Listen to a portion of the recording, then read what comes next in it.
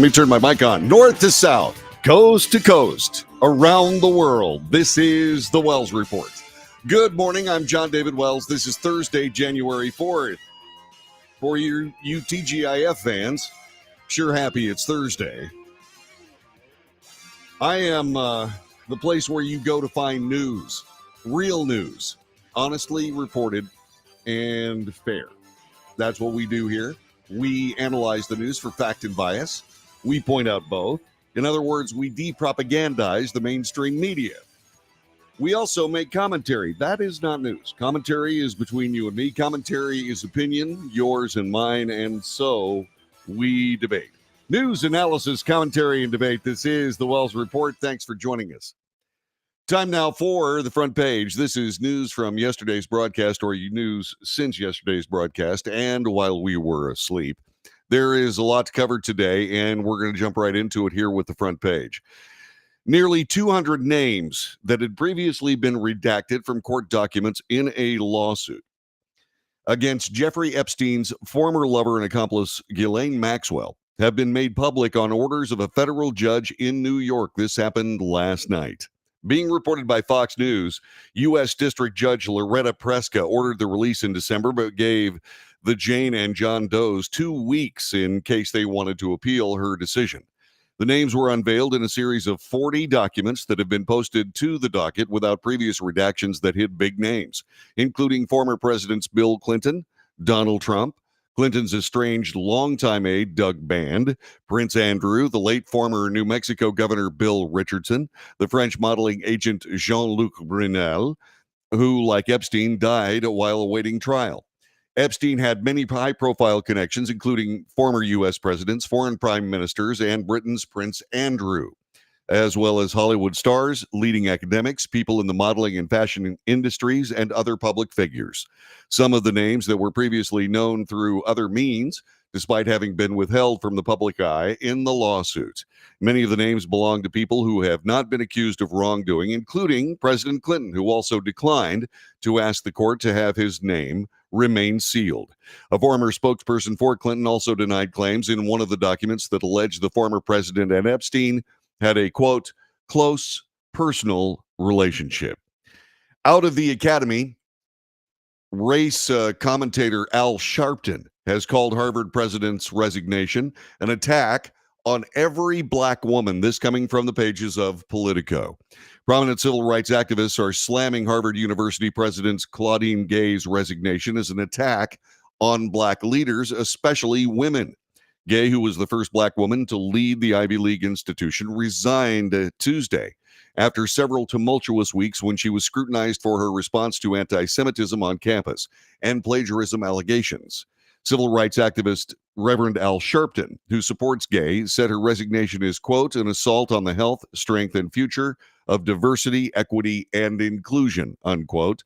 Sharpton on Tuesday took aim at one of Gay's critics, Bill Ackman, a billionaire hedge fund manager and Harvard alumnus, who had called on her to resign and suggested she was hired in part because of her race. Ackman wrote in an open letter to Harvard criticizing Gay's failure to condemn the October Hamas attacks on Israel in her initial statement, and has used his X account, the platform formerly known as Twitter, to post other criticisms of Gay. Quote, President Gay's resignation is about more than a person or a single incident, Sharpton said in a statement. This is an attack on every black woman in this country who's put a crack in the glass ceiling. Most of all, this was the result of Bill Ackman's relentless campaign against President Gay, not because of her leadership or credentials, because he felt she was a DEI hire, unquote.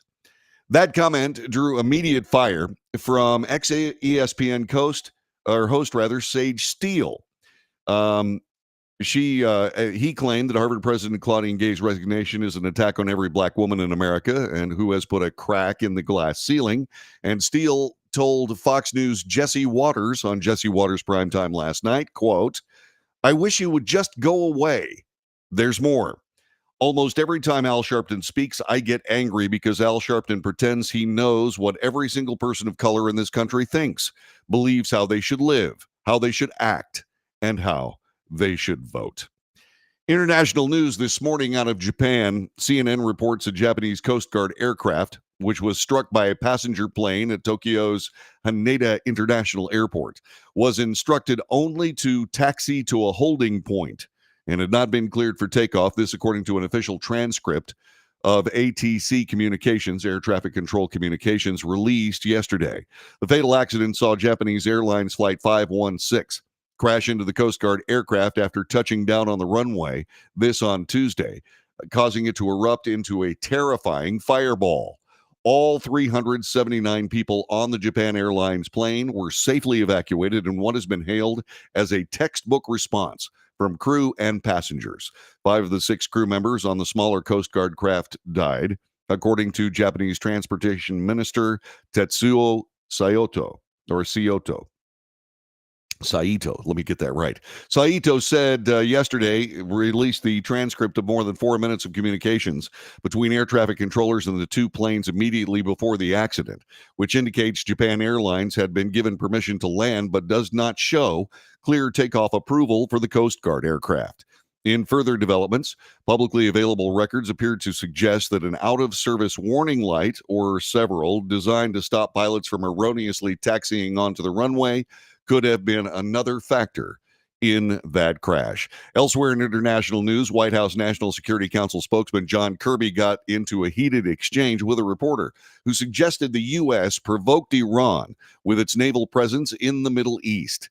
During yesterday's press briefing, the reporter asked Kirby if President Biden had widened and escalated the Israeli-Hamas war by deploying naval forces to counterattacks by Iran-backed proxy groups on shipping vessels. There have been roughly 24 attacks on international shipping by Iran-backed Houthi rebels in Yemen since October 19th. The Houthis say their attacks are aimed at Israeli-linked ships to stop the Israeli offensive in Gaza. Most recently, the Houthis struck a Maersk container vessel. This happened Saturday. Following that attack, a U.S.-led coalition of 13 maritime nations vowed consequences for the Houthi should they continue to harass vessels in the Red Sea. Last month, the U.S. announced the formation of Operation Prosperity Guardian. That is an international initiative to protect commercial ships traveling through the Red Sea. Since then, approximately 1,200 merchant ships have traveled through the region. None have been hit by a drone or a missile strike until Saturday.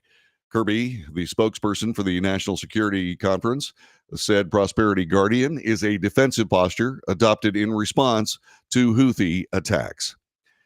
U.S. health news this morning. It appears as though the FDA is investigating possible side effects of drugs like Ozempic. This from CNN.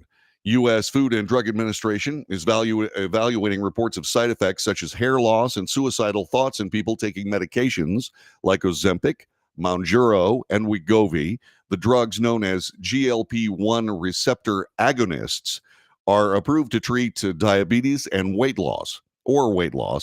They include semaglutide, branded as Ozempic, Rybelsus, Wegovy, liraglutide, branded as Saxenda and Victoza, and tirzepatide.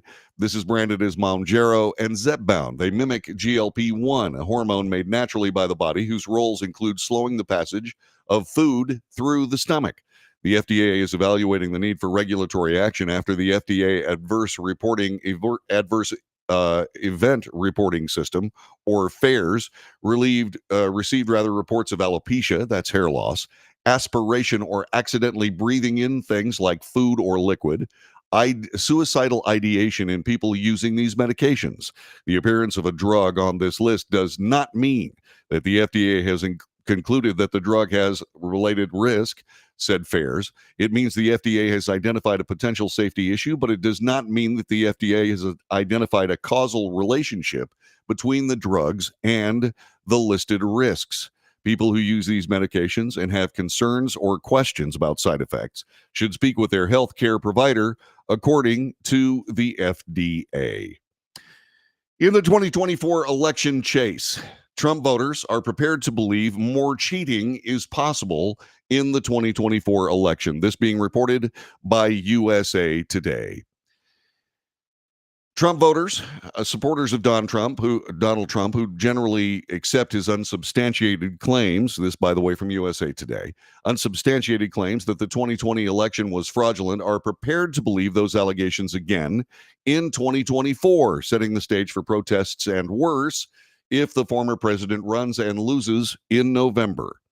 On the third anniversary of the January 6th Capitol riot, an exclusive USA Today Suffolk University poll shows not only a deeply held lack of faith in election integrity among GOP voters, but also fears among voters across the political spectrum about threats to American democracy.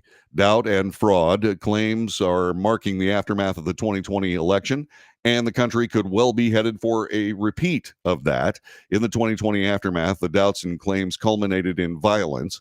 Whether that happens again is anyone's guess, but the level of doubt indicated by the poll raises warning signs. The USA Today Suffolk University poll found a 52% majority of Trump supporters said they had no confidence that results of the 2024 election would be accurately counted and reported. Just 7% expressed high confidence that those results would be. In contrast, 81% of supporters of President Joe Biden were very confident about this year's election returns. Just 3% were not confident. Another 15% of Biden voters and 38% of Trump voters were somewhat confident. And that is today's front page. And so the results of all of this ambiguity surrounding the 2020 election are beginning to visit us again, this time for the 2024 election. This is something we predicted on the Wells Report. Why? Were we upset that President Trump lost the election? No. I was upset that nobody looked into the obvious anomalies in that election. Nobody looked into it. All of the complaints, all of the lawsuits that were placed against various states having to do with their elections of 2020 were set aside by judges for any number of reasons, none of them having anything to do with the actual merits of the case. They were procedural. They were something along the line of standing, whether somebody has an actual right to file a lawsuit under these circumstances. It did change the way we think about our elections. We've always thought that the presidential election was a national election. Well, it's not. It's 50 separate state elections, all with their own regulations, laws, and standard operating practices. And immediately the hue and cry went up, well, there should be one set of rules for a presidential election. Not the case. Not at all. Because we are the United States of America, not the Federal Republic of America. All states have a hand in electing the president of the United States. There's so many people that have no idea why we have an electoral college, for example. More people, by the way, have to answer that question, more people have entered the United States than live in Wyoming this year alone. But if indeed these people settle in major population centers that overwhelm Wyoming, do the voters of Wyoming not matter? Well, they do, thanks to the Electoral College, because each state has a hand in the election of the president. This is the Wells Report. Our telephone number is 817-379-2172, 817-379-2172. Let's get together and chat. What do you think? What do you believe? What do you know? Let's share. This is the Wells Report.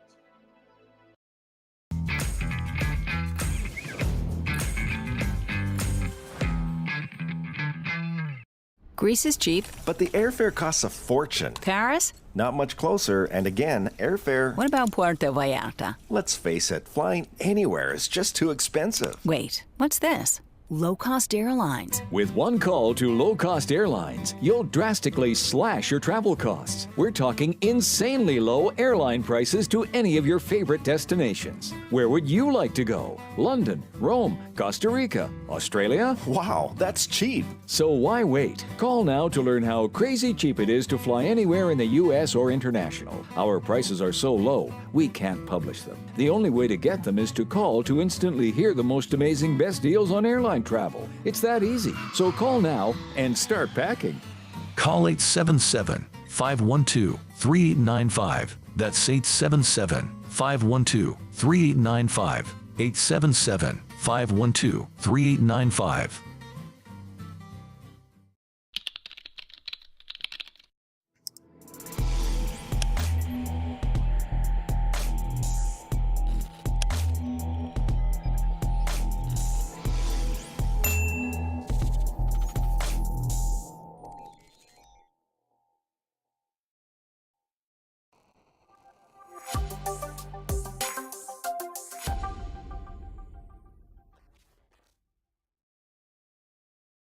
If you're living with diabetes and using insulin, you know the pain of pricking your fingers over and over again. By wearing a small device called a continuous glucose monitor, or CGM, you can reduce the pain of pricking your fingers right away. If you use insulin daily, you might be eligible to get your own continuous glucose monitor. So call the US Med Diabetic Health Hotline today and learn about the latest CGM technology. Not only can a CGM immediately reduce pain, it's accurate, easy to use, and helps you make better diabetes treatment decisions. And if you have Medicare or private insurance, you can see if you qualify for a CGM at little or no out-of-pocket cost. We'll also provide free shipping of your new CGM, and we'll bill your insurance company for you. If you use insulin daily, you might be eligible to get your own continuous glucose monitor. So call the US Med Diabetic Health Hotline to see if you qualify for a CGM at little to no out-of-pocket cost.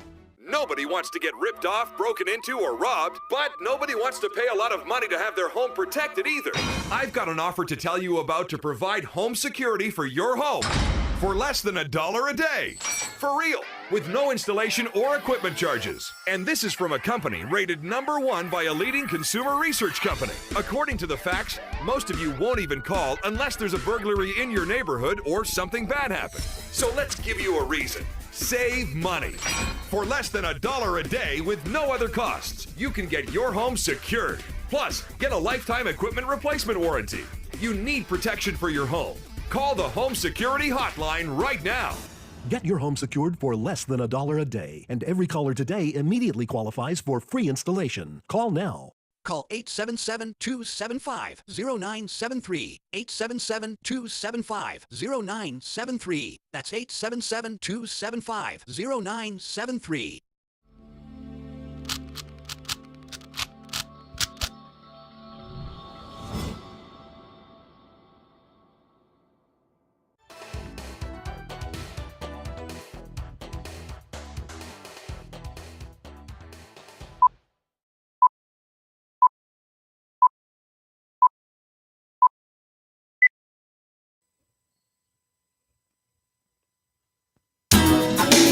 Good morning. This is the Wells Report. My name is John David Wells. Our telephone number, 817-379-2172. That's 817-379-2172. Want to thank you very much for being with us today. You can find us on Facebook, YouTube, X, Twitch, Twitter, Rumble, and Patreon. I think I got all those right. I may have repeated one or two. I'm currently just a little bit busy. There was a report earlier today that talked a little bit about the press situations, the press stylings of yesterday, and those stylings sort of hit an interesting circumstance, insofar as there was an assertion by a reporter that the United States had created a bit of an escalation in the Red Sea regarding Iran. National Security Council spokesperson John Kirby got into a heated exchange with a reporter who suggested the U.S. had provoked Iran with its naval presence in the Middle East. That was something that was immediately pushed back on by John Kirby. He did this very, very well, by the way. He has come under fire for various statements, etc. But John Kirby is an amazing professional. He's very, very good at what he does, and really handled this with aplomb and grace. And the reporter, I don't have any idea what the reporter was trying to get done. I had no idea what her ideologies or beliefs were with regard to this particular circumstance.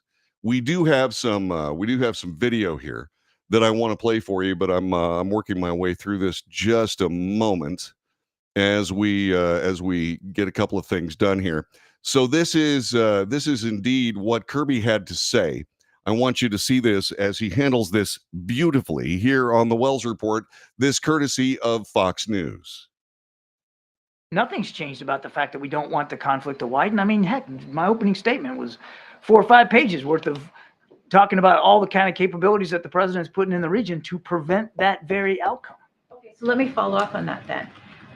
Given the Red Sea patrols, we knew in advance of those being set up that the Iranian defense minister said very clearly, nobody can make a move in a region where we have predominance. The United States knew that, set it up anyway. Is that not being seen as a provocation? If you know that Iran sees that as a provocation, you take the action anyway. That's certainly turning things on their upside down, isn't it? Wouldn't you consider provocation launching ballistic missiles and drones at commercial? Wait, let me finish. Wouldn't that be considered provocation? Targeting innocent merchant shipping and innocent merchant sailors? That's a provocation. What we're doing, what Prosperity Garden is all about, and go on web, you can look at it. It's a defensive posture. It's a coalition of the willing of maritime nations coming together to try to protect international shipping that affects the global economy. Escalation, because in turn, what has happened is, so you're denying then that there has been an escalation since the Red Sea patrol? I totally disagree with the premise of your question. It wasn't the United States who decided to attack commercial shipping in the Red Sea. The Houthis did that. And who are the Houthis backed by? Iran. As I've said before, Iran provided the missiles that the Houthis are using. We are simply in a defensive posture to try to protect that commercial shipping. And we have in the last 48 hours. Then there's been an escalation. Now Iran has launched a frigate into that. So there has been an escalation. Okay, again, let me stop you. The fact that they... I ask you again, has the United States actions supported an escalation as a result? No. You said that your words said... You asked me a question, ma'am, I answered it. No. And so you can see that Kirby, obviously very irritated with the reporter, but handled it beautifully. He just said he finally got to the point where the reporter was simply not going to take his answer. She wanted to debate with him. This is one of the flaws of American journalism. It's absolutely inexcusable that somebody asking a question of a government official would then get into some kind of debate with them. That's not your job. Your job is to find out what the government official wants to say. If you want to write an editorial piece about the answer that you got, that's one thing. But to do anything beyond that is beyond the pale. It's journalistic malpractice. And John Kirby, spokesperson for the National Security Council, handled it beautifully. Back with more in a moment.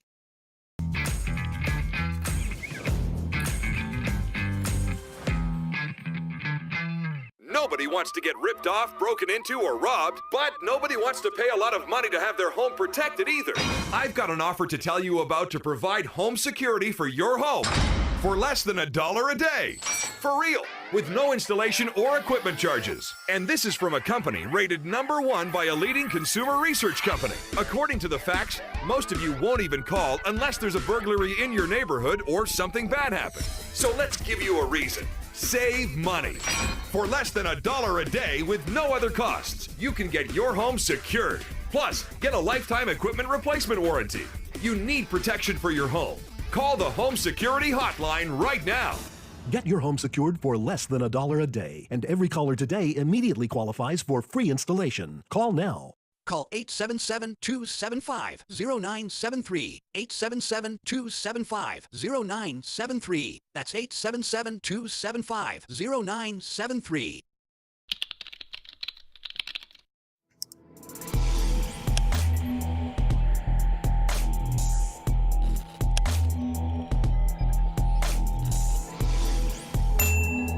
If you're living with diabetes and using insulin, you know the pain of pricking your fingers over and over again. By wearing a small device called a continuous glucose monitor, or CGM, you can reduce the pain of pricking your fingers right away. If you use insulin daily, you might be eligible to get your own continuous glucose monitor. So call the US Med Diabetic Health Hotline today and learn about the latest CGM technology. Not only can a CGM immediately reduce pain, it's accurate, easy to use, and helps you make better diabetes treatment decisions. And if you have Medicare or private insurance, you can see if you qualify for a CGM at little or no out-of-pocket cost. We'll also provide free shipping of your new CGM, and we'll bill your insurance company for you. If you use insulin daily, you might be eligible to get your own continuous glucose monitor. So call the US Med Diabetic Health Hotline to see if you qualify for a CGM at little to no out-of-pocket cost. How would you like to get high-speed internet for your home for less than $2 a day? That's right, for about $50 a month, you'll get lightning fast internet. Are you paying less than $50 a month right now for your internet? Then call Whole Home Connect right now for blazing fast internet at $50 a month with no price increases, no hidden fees, no contracts, no equipment fees. It's a great deal. And guess what? You can try it for 15 days. If you don't like it, you get your money back, but you're gonna love it, and you're gonna love the price. Internet for your home for $50 a month. That's less than $2 a day. Plus, no contracts, no equipment fees, and our 15-day guarantee. Call now. Call 866-245-6155. That's 866-245-6155. Again, 866-245-6155. 866-245-6155.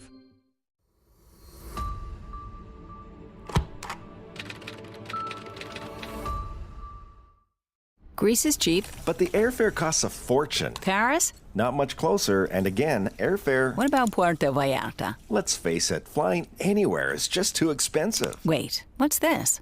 Low-cost airlines. With one call to low-cost airlines, you'll drastically slash your travel costs. We're talking insanely low airline prices to any of your favorite destinations. Where would you like to go? London, Rome, Costa Rica, Australia? Wow, that's cheap. So why wait? Call now to learn how crazy cheap it is to fly anywhere in the U.S. or international. Our prices are so low, we can't publish them. The only way to get them is to call to instantly hear the most amazing best deals on airline travel. It's that easy. So call now and start packing. Call 877-512-3895. That's 877-512-3895. 877-512-3895.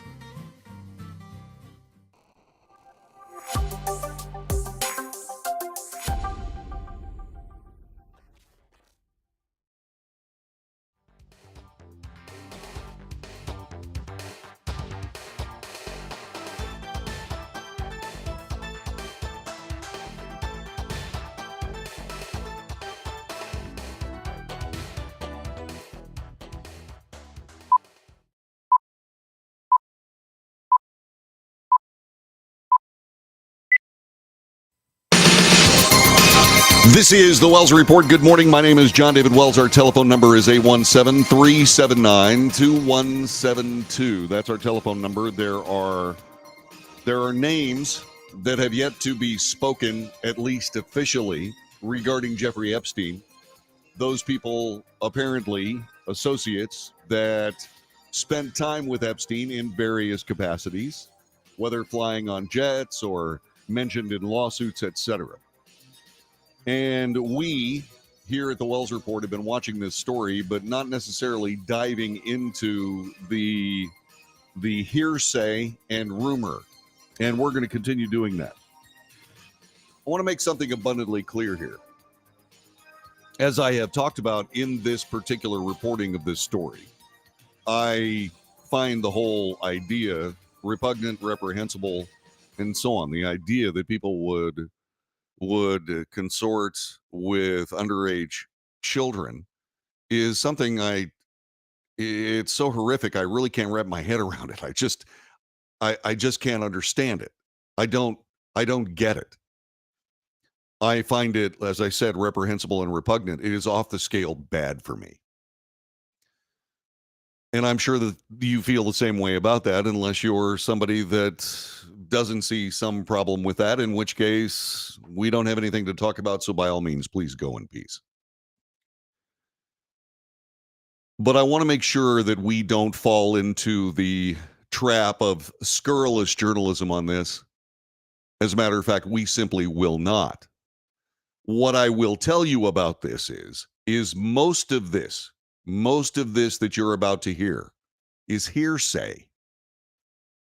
Now, there are documents, flight manifests, etc., that back up some of it.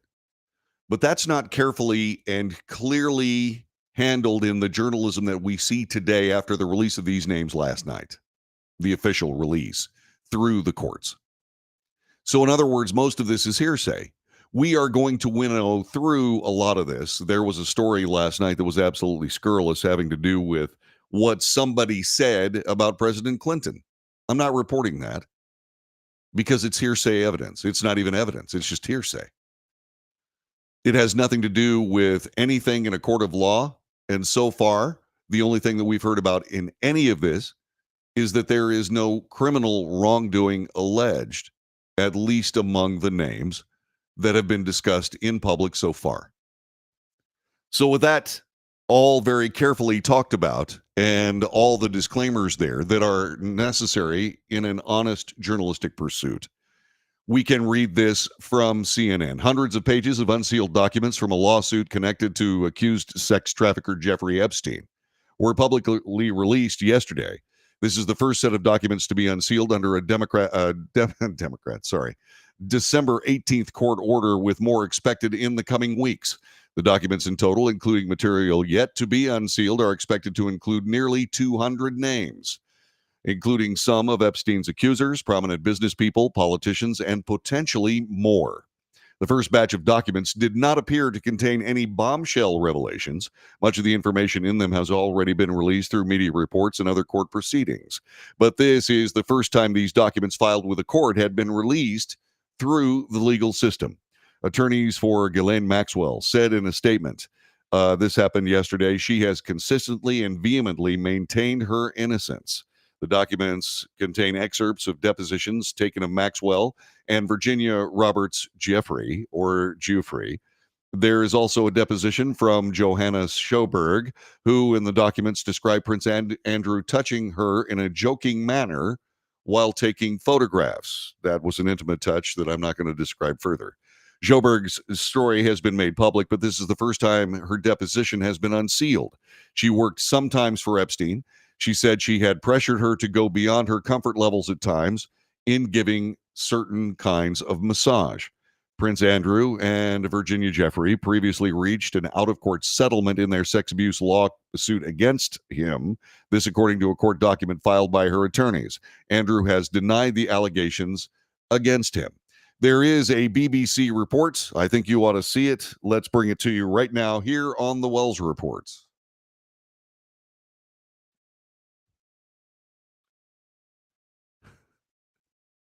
Let's see if we can get this done. There you go. Let's try that. There are 943 pages in all, transcripts of interviews, depositions, all part of a civil lawsuit brought by one of Jeffrey Epstein's accusers against Ghislaine Maxwell, his longtime friend and associate, who is now serving 20 years in prison for crimes that she committed with him. And yes, these documents have references to several of the very high-profile people that we know were associates of Jeffrey Epstein over the years. There are more than 60 references to Prince Andrew. There's the repeating of at least one allegation against him that in the past Buckingham Palace has described as categorically untrue. Former President Bill Clinton is also mentioned as expected. He was known sometimes to use Jeffrey Epstein's planes to fly on humanitarian trips to Africa. But again, there is no suggestion in these documents that he did anything illegal. There are also some references to Donald Trump, and again, no suggestion that he was involved in any wrongdoing. And also references and the names of many other people who are not famous. In fact, it's notable that the judge who authorized the release of these documents said that many of those people had not objected to the release of these documents, which suggests that for those people, this could be, in a sense, a clearing of the air that, yes, they may well have crossed paths with Epstein at some point in some way in the past. But for them, there is certainly no suggestion that they are implicated in his crimes. There is still more to come on this. There are some more documents that are due to be released in the coming days. That's BBC reporting for us here on the Wells Report. We sincerely appreciate that report. And getting back to this, you've got to look at it and say, well, there is no criminal wrongdoing alleged in any of these papers.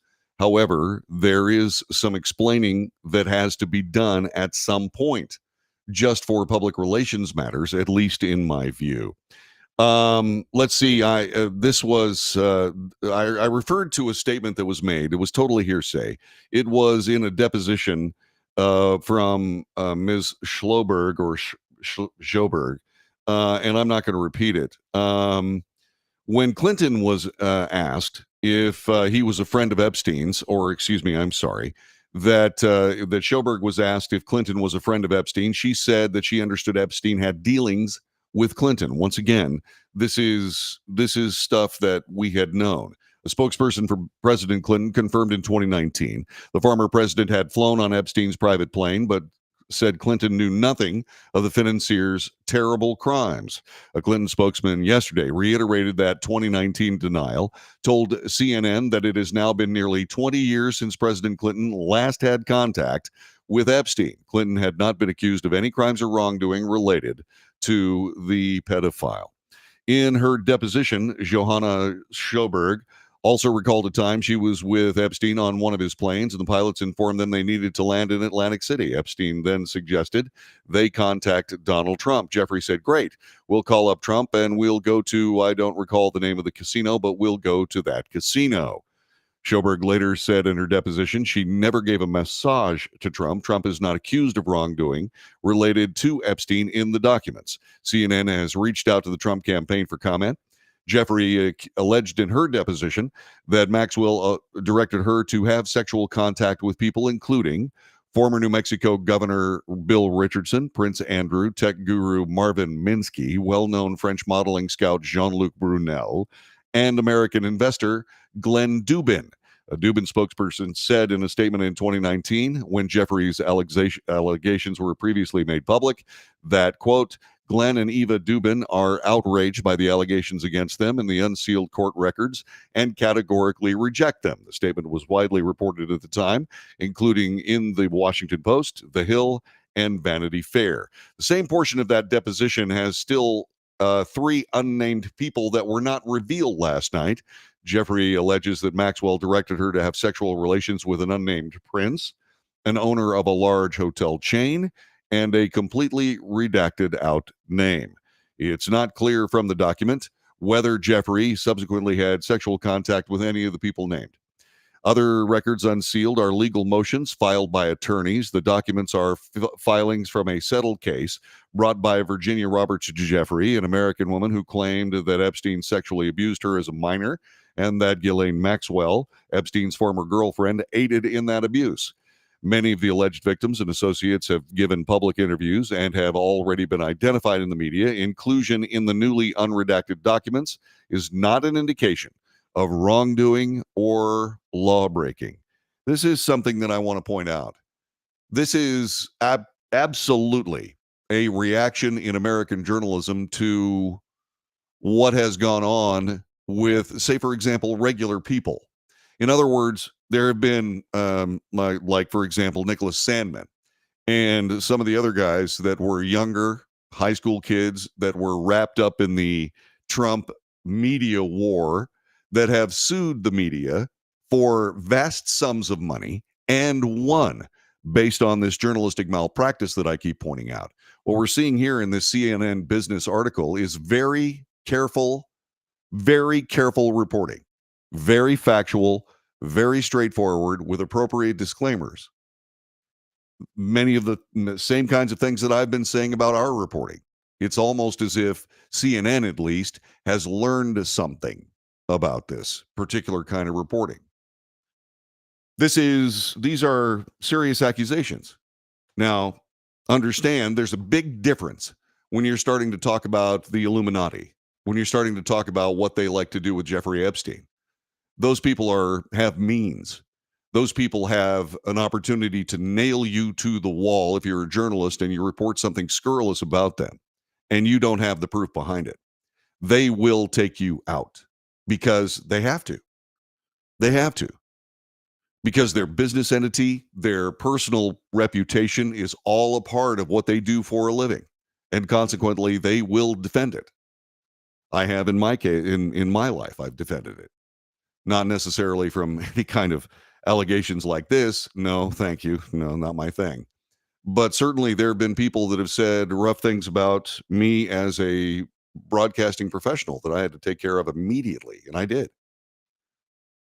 And so these people will come after you. Now, that's not necessarily the case for the run-of-the-mill human being like you and me.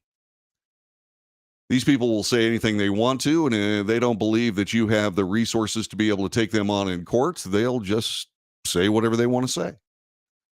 But fortunately, in this age of internet communications, where we see things that would normally never be seen, it's a double-edged sword. On one hand, you'll report a story that is wrong or that is defamatory or just plain a hit piece. And a lot of times, not a lot of people are affected. Not a lot of people read it. Well, now that's not the case.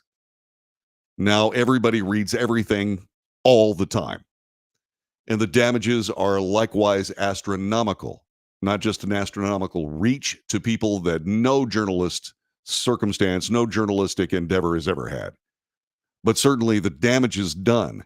Coast to coast, instantaneous reporting of what is defamatory. Oh, man, that gets expensive in a big, big hurry. And so what we're seeing, at least as far as this is concerned, we're seeing very careful reporting, and it's high time. It should be that way for everything. You can make assertions if you want to in your news. You can say this is what happened. You can say that Trump is guilty. But somebody like me will say, guilty of what? You might think he's guilty. The statement would be, I think he's guilty. And I'll still ask, guilty of what? What is your basis for your opinion? And since no guilt has been determined, there really isn't much of an answer for that. There are suppositions. There are assertions. There are rumors. Very much like we're seeing in all of this. The only thing that you can pay attention to in this kind of story, in this particular story, in fact, the only thing you really pay attention to are the legal papers. The depositions, that's testimony. That is testimony.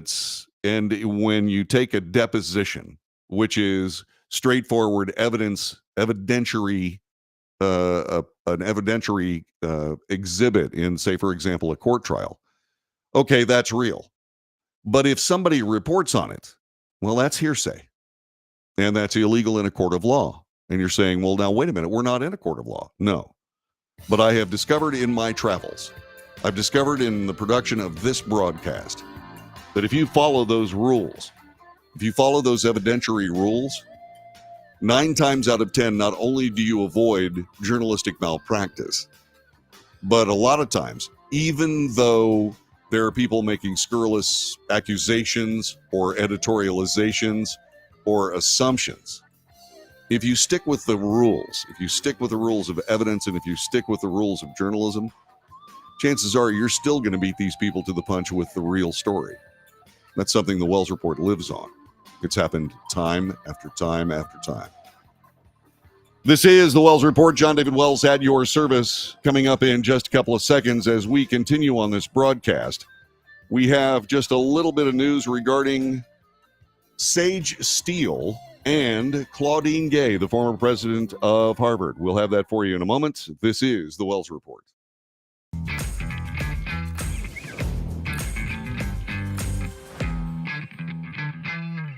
Greece is cheap. But the airfare costs a fortune. Paris? Not much closer, and again, airfare... What about Puerto Vallarta? Let's face it, flying anywhere is just too expensive. Wait, what's this? low-cost airlines. With one call to low-cost airlines, you'll drastically slash your travel costs. We're talking insanely low airline prices to any of your favorite destinations. Where would you like to go? London, Rome, Costa Rica, Australia? Wow, that's cheap. So why wait? Call now to learn how crazy cheap it is to fly anywhere in the U.S. or international. Our prices are so low, we can't publish them. The only way to get them is to call to instantly hear the most amazing best deals on airline travel. It's that easy. So call now and start packing.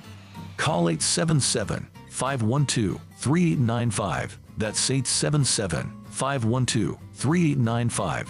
877-512-3895.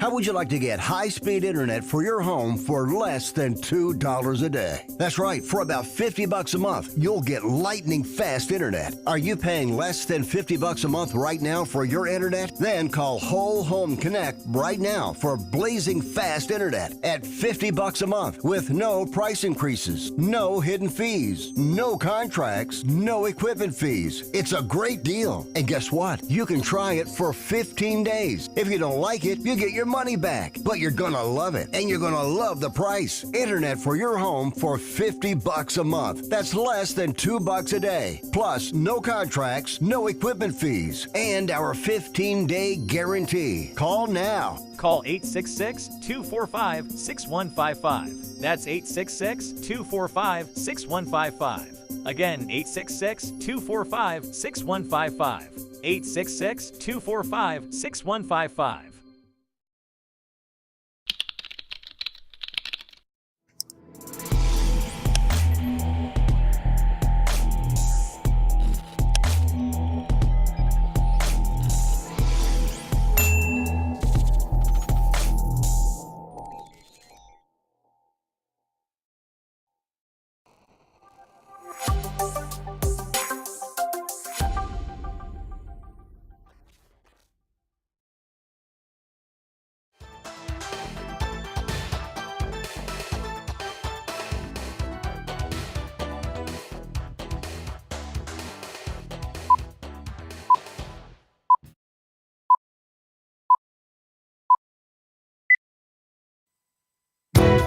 This is the Wells Report. Good morning. I'm John David Wells. Former Harvard President Claudine Gay resigned. And there was an immediate response by people who essentially chase race for a living. One of those, the Reverend Al Sharpton. He said that the resignation of former Harvard President Claudine Gay was an attack on every woman, every black woman in America who has put a crack in the glass ceiling. This immediately drew a quick response by somebody I like more every single day, Sage Steele, former ESPN anchor, and she appeared on Jesse Waters last night on Fox, and this is what she had to say about Al Sharpton.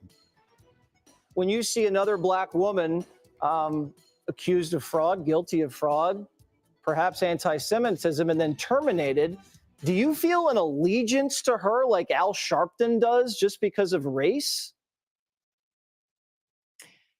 Almost every time Al Sharpton speaks, I get angry because Al Sharpton pretends that he knows what every single person of color in this country thinks, believes, how they should live, how they should act, how they should vote.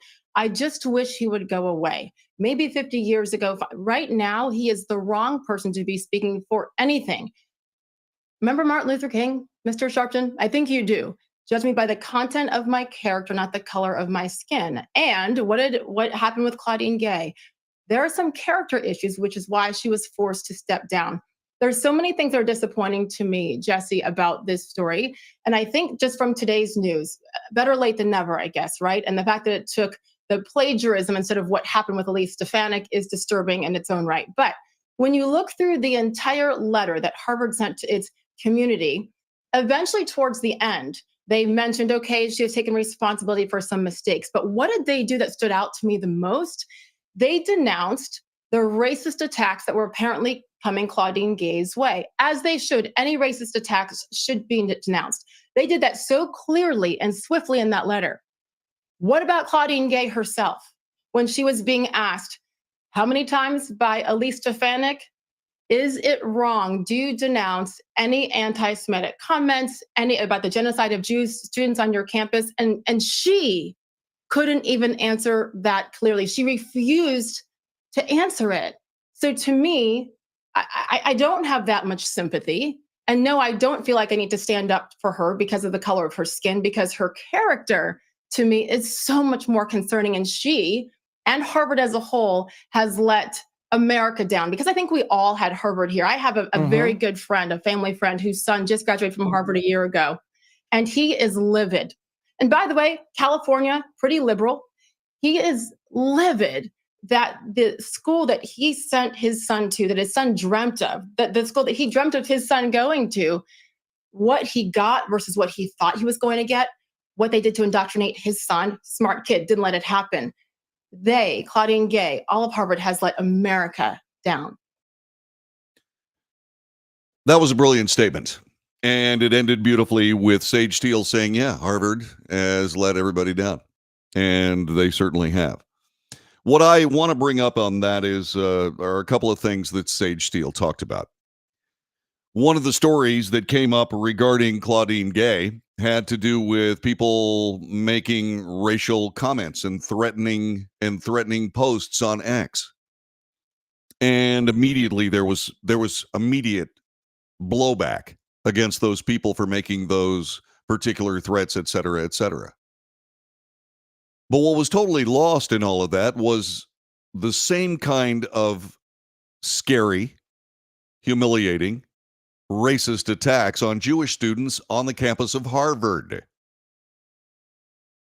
And so Claudine Gay runs through the gamut, the mess, the beating of whatever it is that she was supposedly guilty of. Indeed, plagiarism was asserted, and certainly her inability to address the racial abuse that Jewish students on her own campus was experiencing. Okay, her inability to be able to leap from her own attacks to the same kind of harassment, the same kind of threatening statements made by others against her, to the same kind of threatening statements made by Jewish students on Harvard, that belies a blind spot.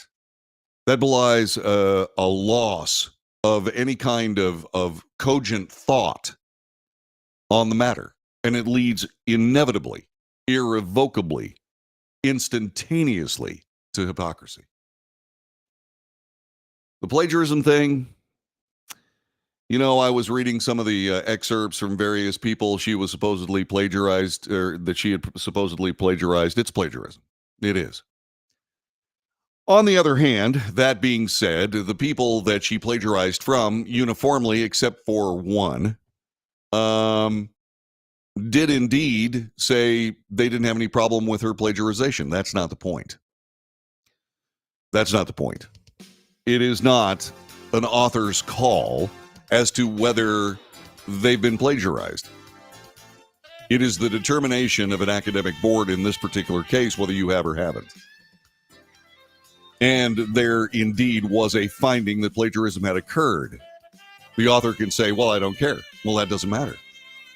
It just doesn't matter. This is the Wells Report. My name is John David Wells. Telephone number 817-379-2172, 817-379-2172. There is a predictable poll about a predictable suspicion about the 2024 presidential election. I want to go over that with you. It's a Sussex poll, and we're going to jump into that when we come back for hour number 2 of the Wells Report. We have a telephone number, 817-379-2172. We have a chat room. By all means, use it. We'll be back with more coming up in just a couple of moments.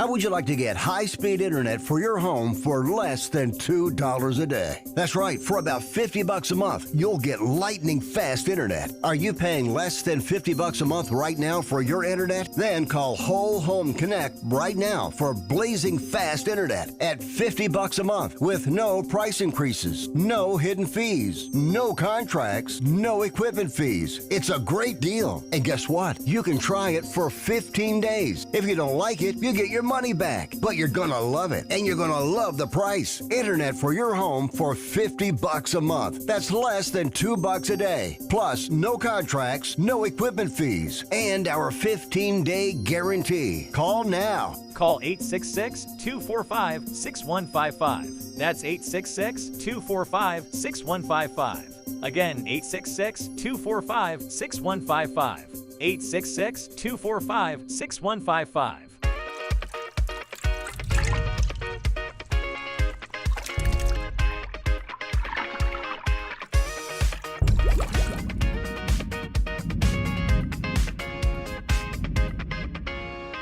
Nobody wants to get ripped off, broken into, or robbed, but nobody wants to pay a lot of money to have their home protected either.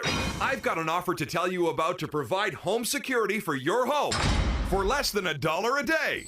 For real, with no installation or equipment charges. And this is from a company rated #1 by a leading consumer research company. According to the facts, most of you won't even call unless there's a burglary in your neighborhood or something bad happened. So let's give you a reason. Save money.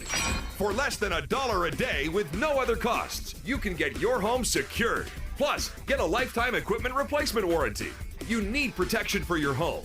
Call the Home Security Hotline right now. Get your home secured for less than $1 a day, and every caller today immediately qualifies for free installation. Call now. Call 877-275-0973. 877-275-0973. That's 877-275-0973.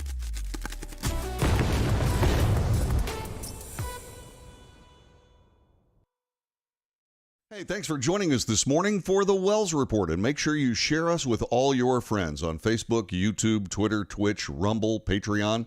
And don't forget to check out our Substack column, which will be coming up a little bit later on this afternoon. When you do all this, make sure you subscribe. Make sure you give us those thumbs up. They are really important. Check the notification box so you know when we're on the air. And whatever you do, join us every morning, Monday through Friday, 9 to 11 a.m. Central Time, for the Wells Report.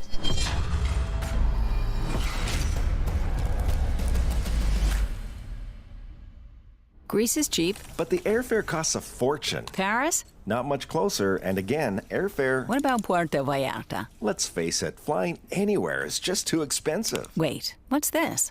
Low-cost airlines. With one call to low-cost airlines, you'll drastically slash your travel costs. We're talking insanely low airline prices to any of your favorite destinations. Where would you like to go? London, Rome, Costa Rica, Australia? Wow, that's cheap. So why wait? Call now to learn how crazy cheap it is to fly anywhere in the U.S. or international. Our prices are so low, we can't publish them. The only way to get them is to call to instantly hear the most amazing best deals on airline travel. It's that easy. So call now and start packing.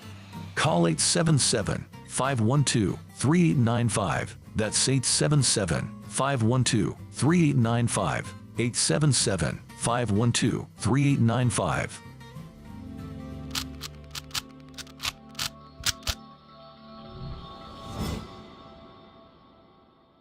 If you're living with diabetes and using insulin, you know the pain of pricking your fingers over and over again. By wearing a small device called a continuous glucose monitor, or CGM, you can reduce the pain of pricking your fingers right away. If you use insulin daily, you might be eligible to get your own continuous glucose monitor. So call the US Med Diabetic Health Hotline today and learn about the latest CGM technology. Not only can a CGM immediately reduce pain, it's accurate, easy to use, and helps you make better diabetes treatment decisions. And if you have Medicare or private insurance, you can see if you qualify for a CGM at little or no out-of-pocket cost. We'll also provide free shipping of your new CGM, and we'll will bill your insurance company for you. If you use insulin daily, you might be eligible to get your own continuous glucose monitor. So call the US Med Diabetic Health Hotline to see if you qualify for a CGM at little to no out-of-pocket cost.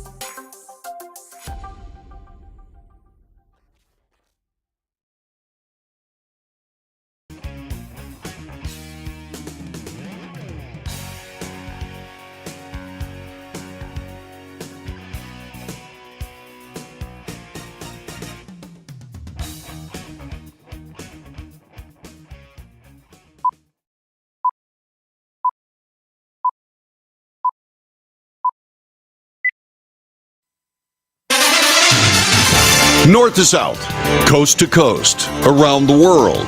This is the Wells Report. Good morning. My name is John David Wells. What do we do on this broadcast?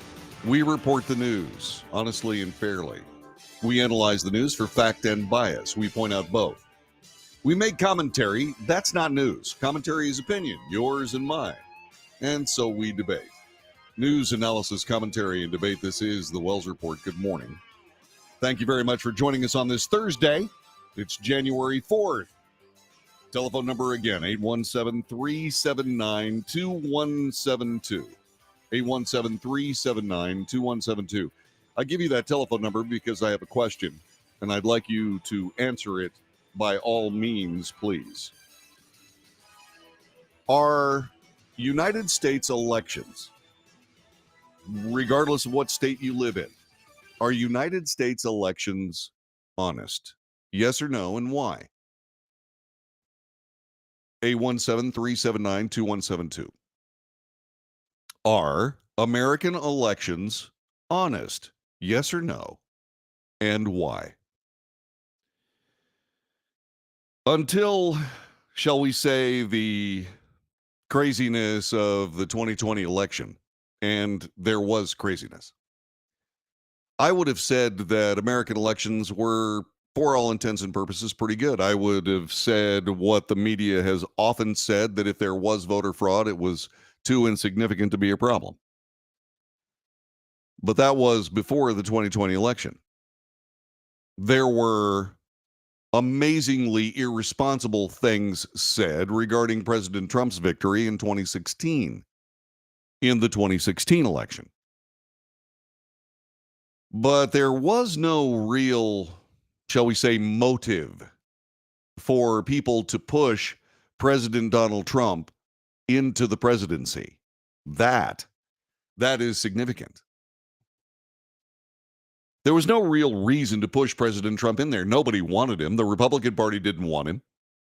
The Democrat Party sure as hell didn't want him. And then as the presidency unfolded, more and more people became more and more, hysterical about the dismantlement of decades of leftist politics and how they had slowly nudged the country away from the Constitution and toward a nation of politics as opposed to a nation of laws.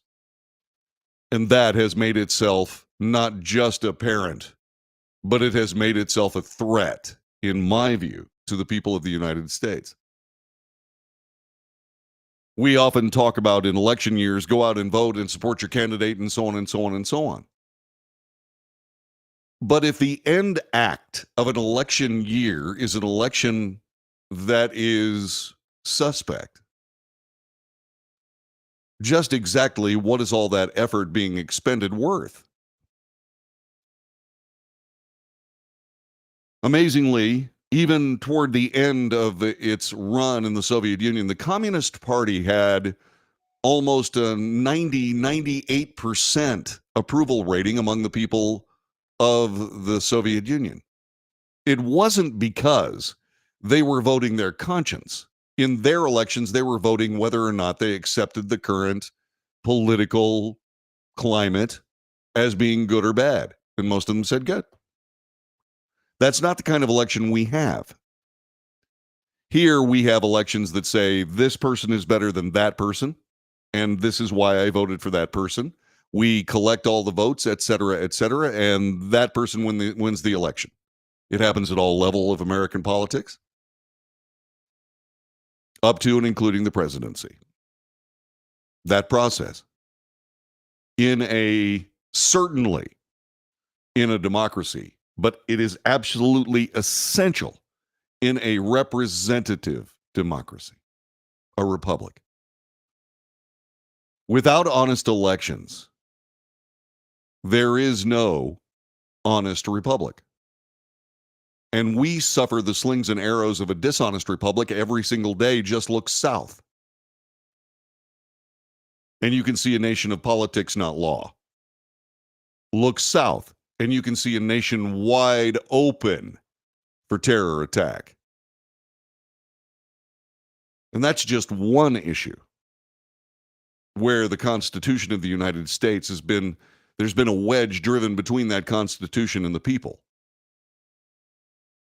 It's all for political effect.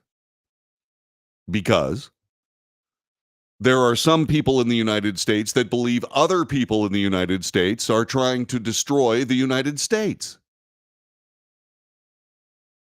And they say so. And it's reflected in this polling.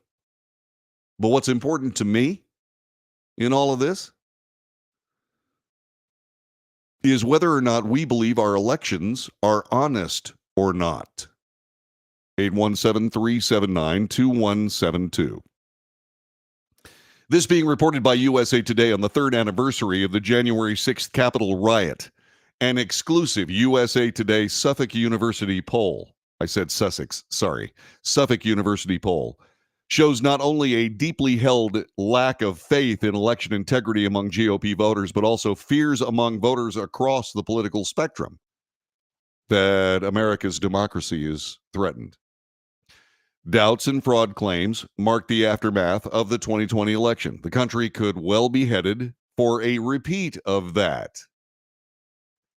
In the 2020 aftermath, the doubts and claims culminated in violence. Whether that happens again is anyone's guess, but the level of doubt indicated by the poll raises warning signs. Well, sorry, this is completely predictable. As a matter of fact, I predicted it. If the American people don't believe that their elections are honest, there will be trouble. And the only thing that you can do under circumstances like this is to jump all over whatever attack might be leveled against the honesty of an election and clean it up immediately, and that has yet to happen. Oh, it's these dang Democrat judges. It's these dang Democrats, these leftists, these crazy commies, all the blah, blah, blah, blah. No, it's not. No, it's not. A lot of the protagonists in this hide the football technique of what happened in the 2020 election are Republicans. Moreover, when something needs to be investigated of a political nature, and say, for example, the law enforcement entities or the judicial branch of our country don't want to have anything to do with it, the only thing left to find the truth for the American people would be a congressional investigation. By golly, we found trouble with the Biden family. We're going to investigate it, say Republicans in the House. Okay, that's fine. Investigate away, Dixieland. But how come there isn't an investigation into what happened in the 2020 election by the Congress of the United States? You see, that is, for me, just as indicative about the political trouble with our elections as anything else. Sure, the count stopped in the middle of the night. Suddenly, we went to bed with one result. We woke up with another one. What about all these ballots supposedly being in trucks and carted into places? What about ballots that only showed President Biden and then no other votes down the what about false signatures, so on and so on? We have a committee that's looking into the Biden family. We have 3 of them, in fact. We have a committee that's set up as a subcommittee of one of the 3 that's looking at the weaponization of government. Lawfare, if you will. But how come the Republicans haven't put together a commission on free and fair elections in the United States with a specific investigation into the 2020 election? How come that hasn't happened? Because they don't want to go back to 2020 and determine that perhaps there were indeed political crimes in that election. They don't want to go back and look at it. Why? Because remember, the Republican Party didn't want Trump anything any more than Democrats. Because the politicians stand together in times of trouble, and Donald Trump represents trouble. So if you want to know why I'm not a Republican, that's why. Because Republicans are no better than Democrats. As a matter of fact, arguably, Democrats are a lot more honest. At least they stand up and say things that scare the American people to death. The Republican Party just sits there and gravely nods and, well, they'll either let something that scares Americans to death happen without comment, or they'll mitigate whatever the Democrat Party wants to make it less of a problem. That's what Republicans do. But the fact that they have not come up with a congressional commission to look into the anomalies of the 2020 election leads us directly to this particular news report in USA Today, this exclusive USA Today Suffolk University poll. 52% of Trump supporters are concerned that the election is going to be fraudulent. 52%. If you take the last election, you're talking about 36 million people. Do we want to go into another election with 36 million people concerned about the election, or are we in a situation, well, hell, they're just MAGA voters, they don't matter? Can you realize the monstrosity of a statement like that? We don't care what the MAGA people want. They made their bed. They've got to lie in it. Excuse me? That's not the way a representative democracy works. That's not the way a republic works. The way a republic works is that we send representatives of ourselves to our seats of government for them to enact the laws we want to see on the books and the candidates that will enact those laws. And this crazy idea of essentially focusing the entire political effort of an entire nation away from the Constitution and, more disturbingly, away from the Bill of Rights in order to keep one guy from running for one office should be instructive across the board. And that there is a huge number of people that believe our elections may not be honest. Everybody worries about running the country bankrupt or trying to enact totalitarian law or suspense of the Constitution for the sake of, say, COVID-19. Everybody worries about that. But you truly want to destroy a nation? You want to destroy the United States? Just start having dishonest elections. It would take decades to do it any other way, but it would only take an election or two of what people consider to be demonstrated dishonesty before the country ceases to function. And you can do that in 8 years. and that we don't do anything to make sure that our elections are honest. That's the biggest threat that I talk about on this broadcast to this nation. What are your thoughts? 817-379-2172. 817-379-2172. The Wells Report continues.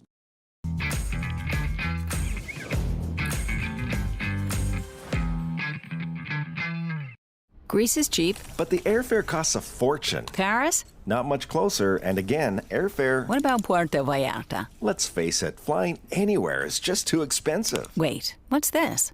Low-cost airlines. With one call to low-cost airlines, you'll drastically slash your travel costs. We're talking insanely low airline prices to any of your favorite destinations. Where would you like to go? London, Rome, Costa Rica, Australia? Wow, that's cheap. So why wait? Call now to learn how crazy cheap it is to fly anywhere in the U.S. or international. Our prices are so low, we can't publish them. The only way to get them is to call to instantly hear the most amazing best deals on airline travel. It's that easy. So call now and start packing.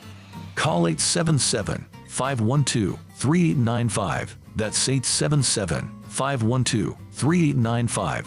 877-512-3895.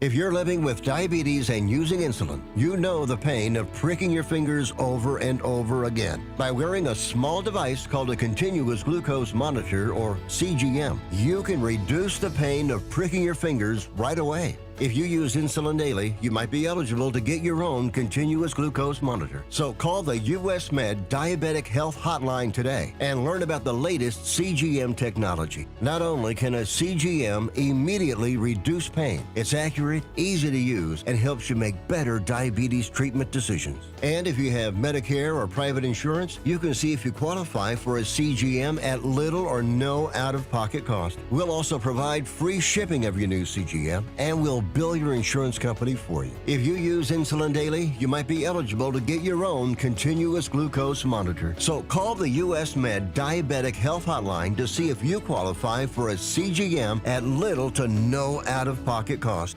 Nobody wants to get ripped off, broken into, or robbed, but nobody wants to pay a lot of money to have their home protected either. I've got an offer to tell you about to provide home security for your home for less than $1 a day. For real, with no installation or equipment charges. And this is from a company rated #1 by a leading consumer research company. According to the facts, most of you won't even call unless there's a burglary in your neighborhood or something bad happened. So let's give you a reason. Save money. For less than $1 a day with no other costs, you can get your home secured. Plus, get a lifetime equipment replacement warranty. You need protection for your home. Call the Home Security Hotline right now. Get your home secured for less than $1 a day, and every caller today immediately qualifies for free installation. Call now. Call 877-275-0973. 877-275-0973. That's 877-275-0973.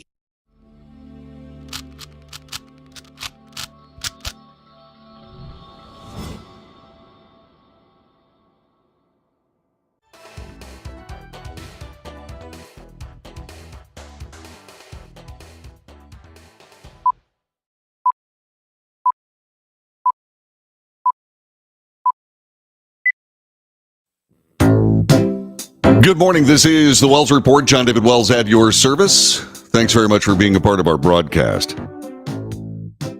It's official. The national debt of the United States of America is $34 trillion. It happened this week.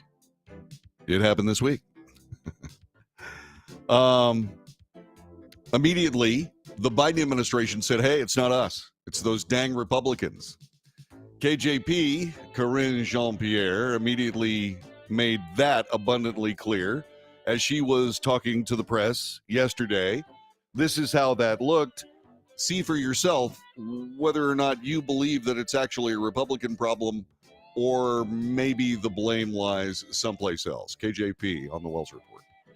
President Biden has been in office for 35 months, and over the past 3 months, the U.S. has added $10 billion per day to the federal debt. So, and that's not turning around. So is there a discussion here about cutting spending then?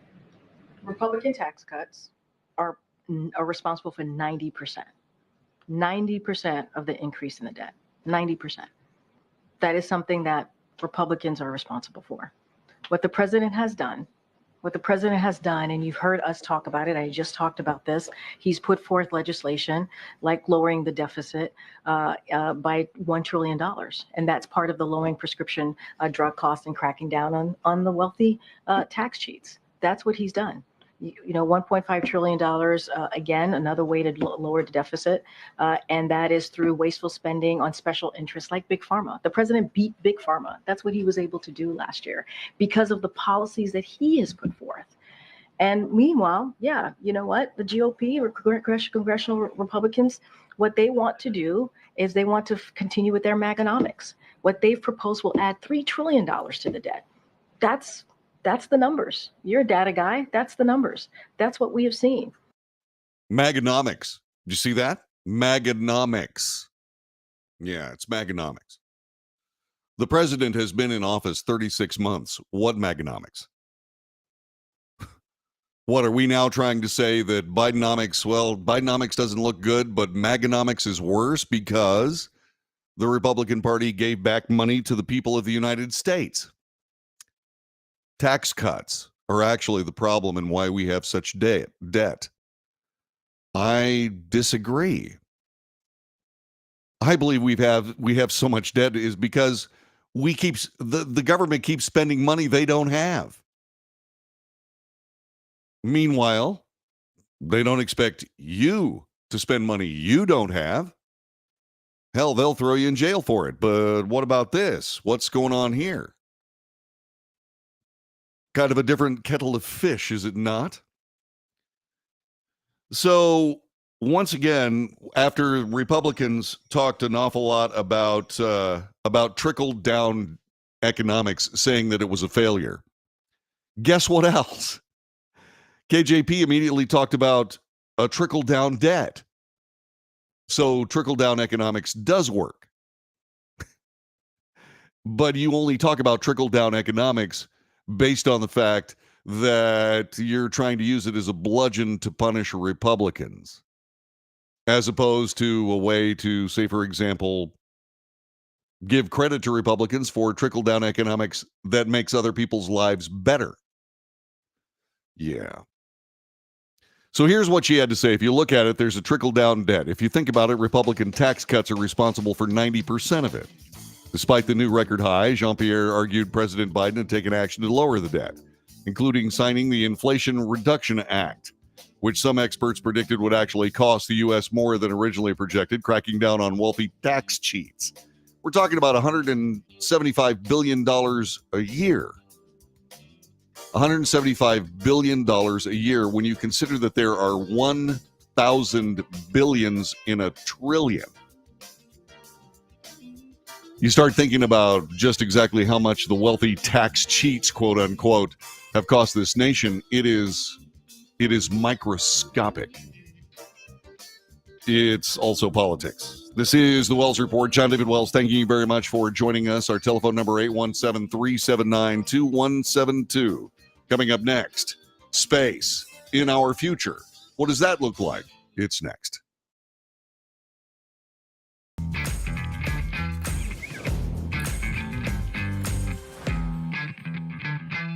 Nobody wants to get ripped off, broken into, or robbed, but nobody wants to pay a lot of money to have their home protected either. I've got an offer to tell you about to provide home security for your home for less than $1 a day.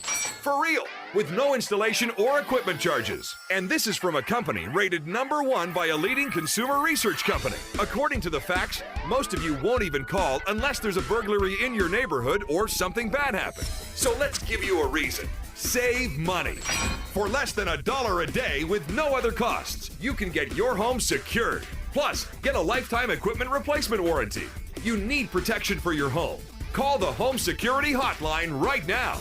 Get your home secured for less than $1 a day, and every caller today immediately qualifies for free installation. Call now.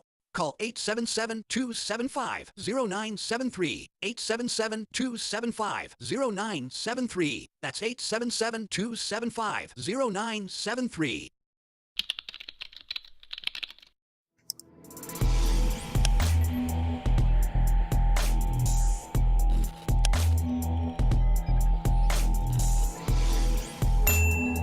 If you're living with diabetes and using insulin, you know the pain of pricking your fingers over and over again. By wearing a small device called a continuous glucose monitor, or CGM, you can reduce the pain of pricking your fingers right away. If you use insulin daily, you might be eligible to get your own continuous glucose monitor. So call the US Med Diabetic Health Hotline today and learn about the latest CGM technology. Not only can a CGM immediately reduce pain, it's accurate, easy to use, and helps you make better diabetes treatment decisions. And if you have Medicare or private insurance, you can see if you qualify for a CGM at little or no out-of-pocket cost. We'll also provide free shipping of your new CGM, and we'll bill your insurance company for you. If you use insulin daily, you might be eligible to get your own continuous glucose monitor. So call the US Med Diabetic Health Hotline to see if you qualify for a CGM at little to no out-of-pocket cost. How would you like to get high-speed internet for your home for less than $2 a day? That's right, for about $50 a month, you'll get lightning fast internet. Are you paying less than $50 a month right now for your internet? Then call Whole Home Connect right now for blazing fast internet at $50 a month with no price increases, no hidden fees, no contracts, no equipment fees. It's a great deal. And guess what? You can try it for 15 days. If you don't like it, you get your money back, but you're gonna love it, and you're gonna love the price. Internet for your home for $50 a month. That's less than $2 a day. Plus, no contracts, no equipment fees, and our 15-day guarantee. Call now. Call 866-245-6155. That's 866-245-6155. Again, 866-245-6155. 866-245-6155.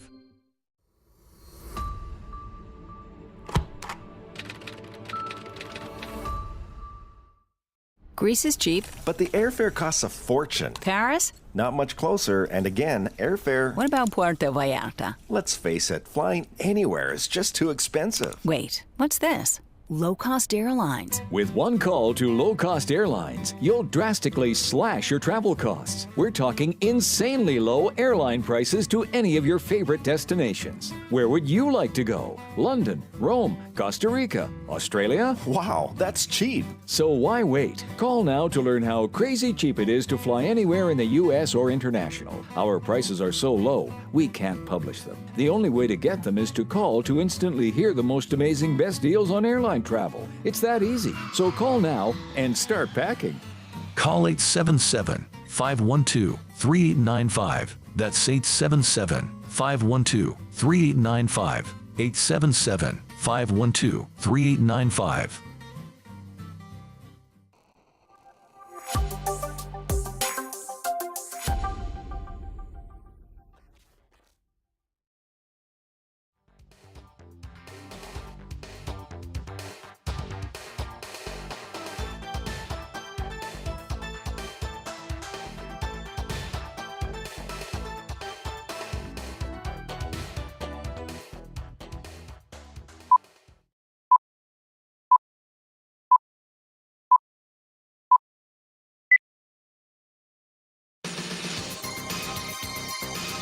This is the Wells Report. My name is John David Wells. Our telephone number is 817-379-1754. It's amazing how history repeats itself.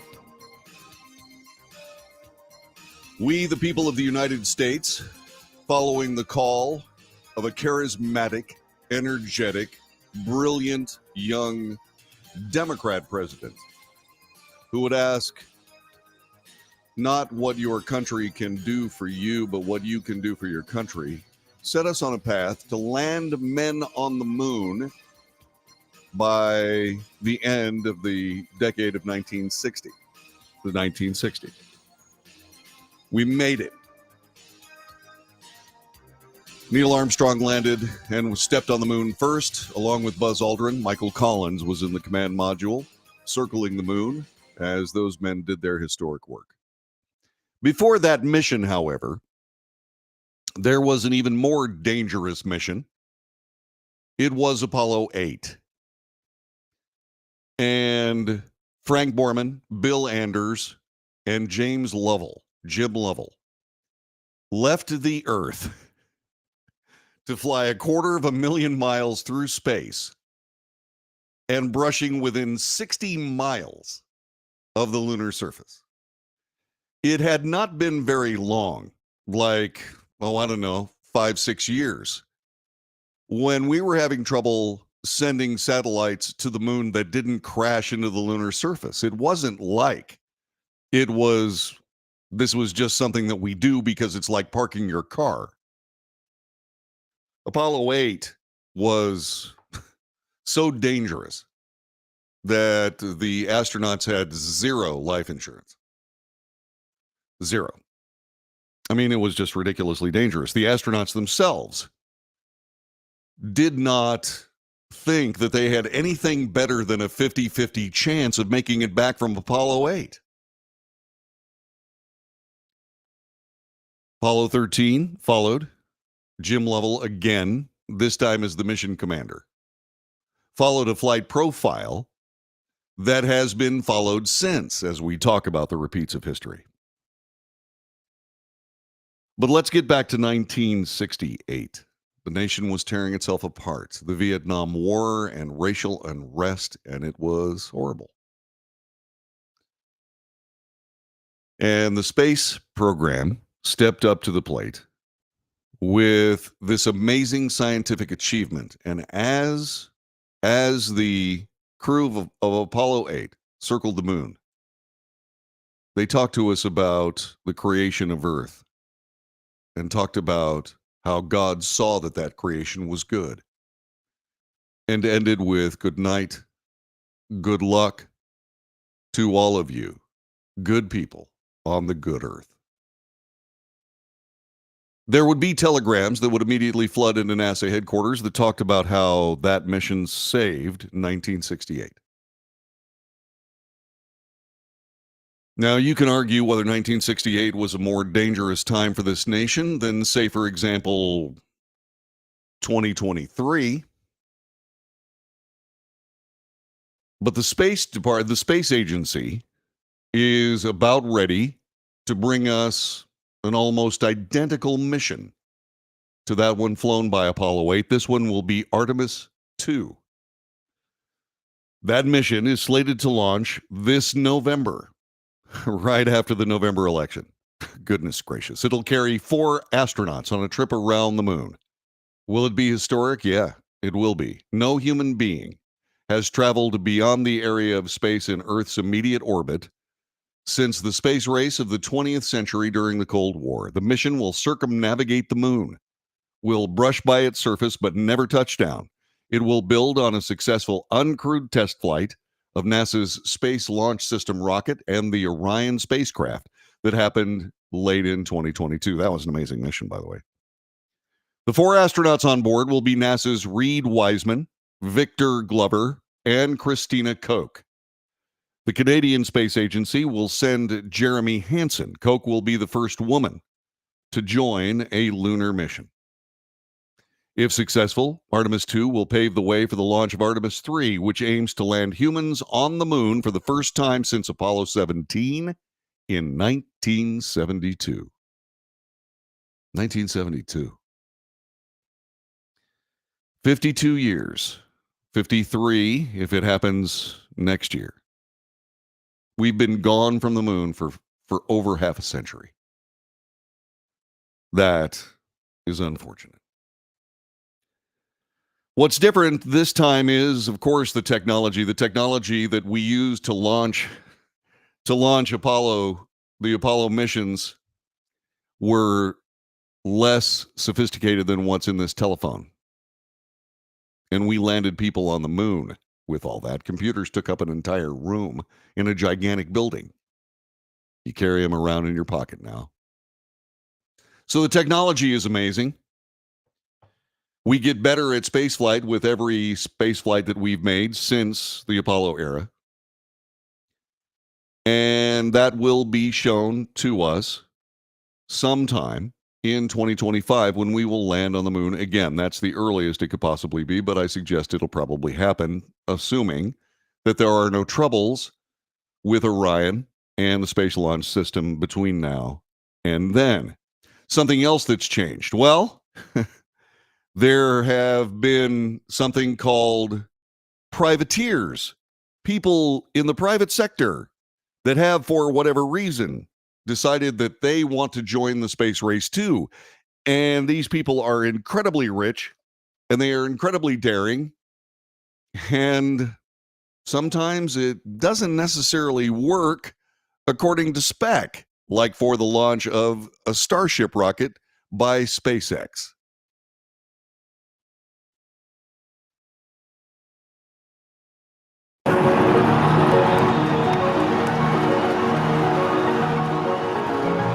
The most powerful rocket ever constructed,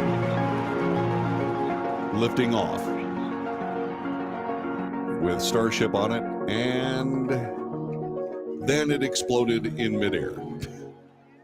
Yeah, that was fascinating to me because SpaceX had a wonderful way of discussing what that was. They didn't call it an explosion. They called it a rapid unintended disassembly.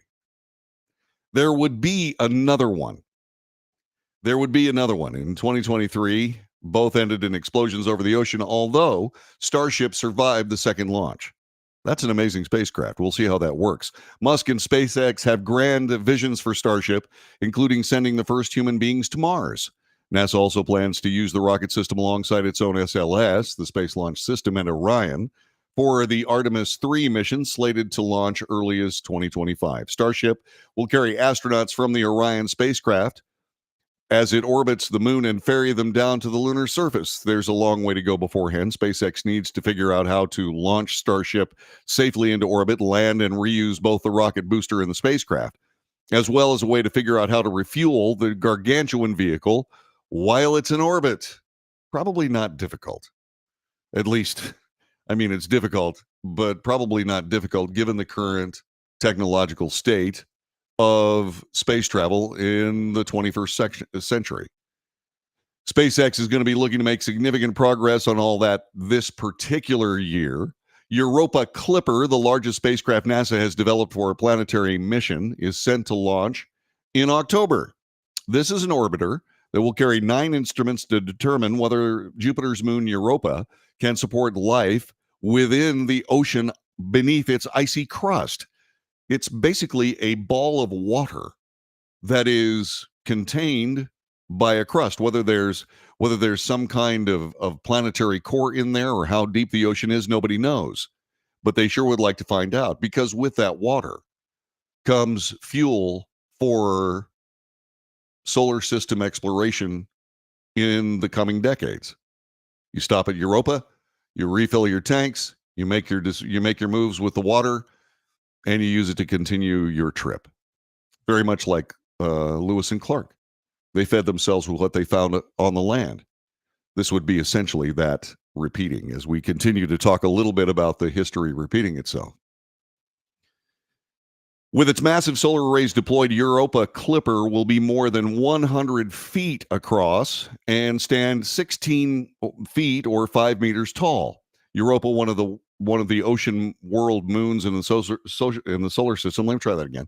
Europa is one of the ocean world moons in our solar system. It's considered to be one of the best places to search for life beyond Earth.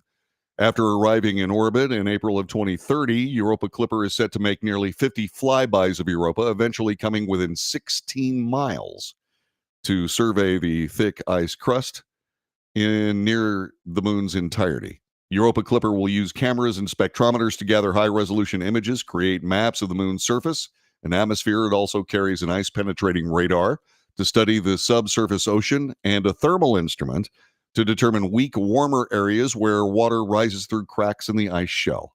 If the spacecraft is lucky, it may fly through one of the moon's plumes that release particles into space, creating a chance to study the composition of that internal ocean. Crewed trips to the moon aside, NASA and other countries have extensive plans for robotic explorations of the moon. This past year saw several nations and companies racing to soft land spacecraft. So far, only India has succeeded. China is the only other nation to complete such a feat in the 21st century. Russia failed in its attempt. The United States hasn't tried yet to return a vehicle to the moon's surface in 5 decades. But American lunar ambitions could quickly change. NASA plans to send as many as 4 spacecraft to land on the moon in 2024 as part of its Commercial Lunar Payload Series, or CLPS program. Essentially, the space agency paid private companies a lump sum to develop lunar landers. Those missions are set to kick off with the launch of a spacecraft built by Pennsylvania-based Astrobotic Technology.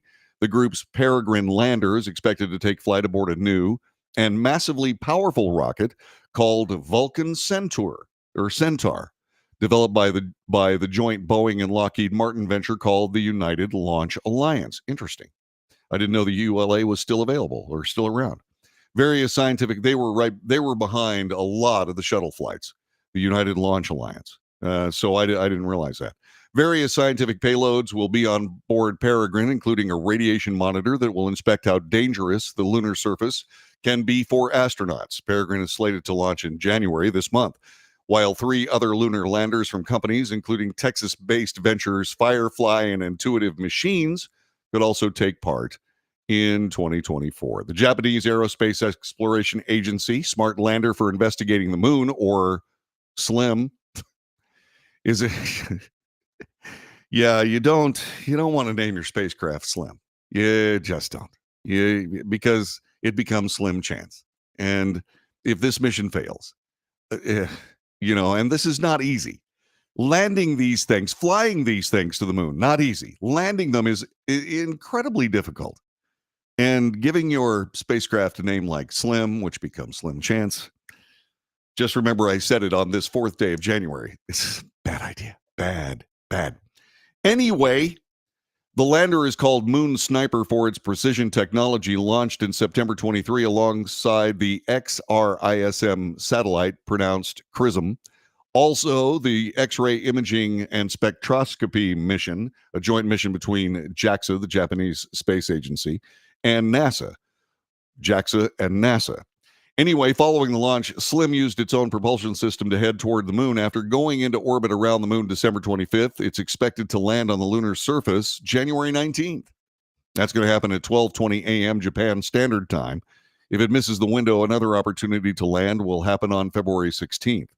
The small-scale exploration lander is designed to demonstrate a pinpoint landing at a specific location within 100 meters rather than the typical kilometer range by relying on high-precision landing technology.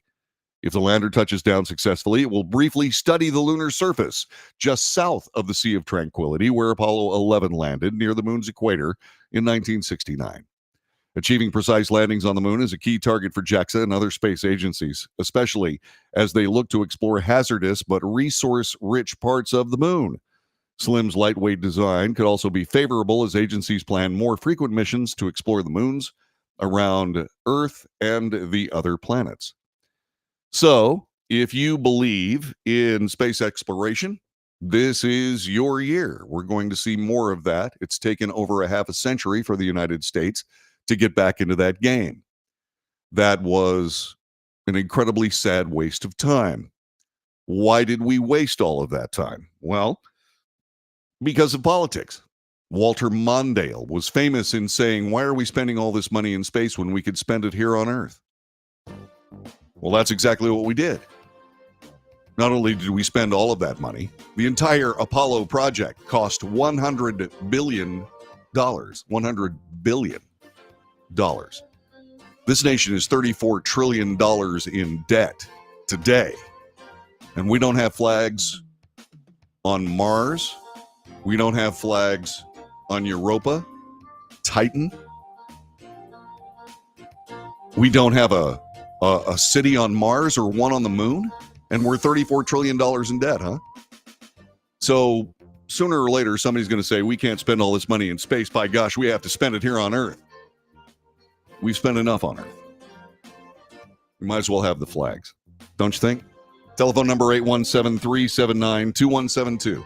817-379-2172. This is the Wells Report in progress for Thursday morning, January 4th.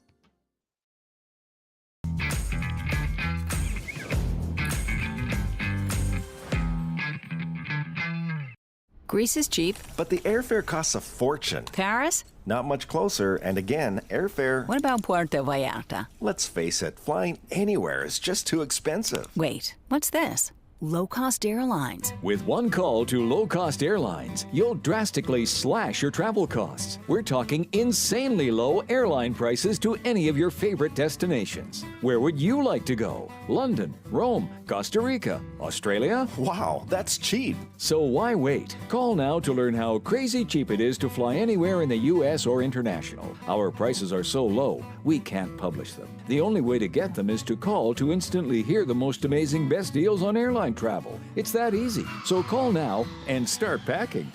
Call 877-512-3895. That's 877-512-3895. 877-512-3895.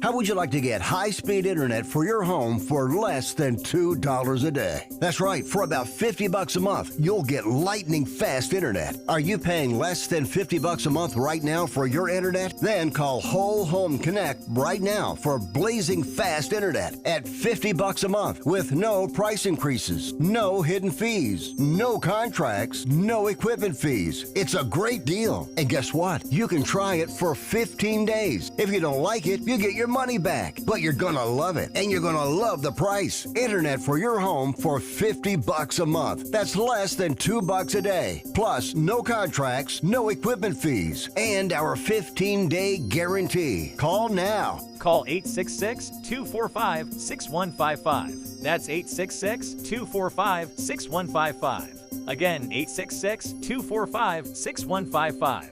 866-245-6155.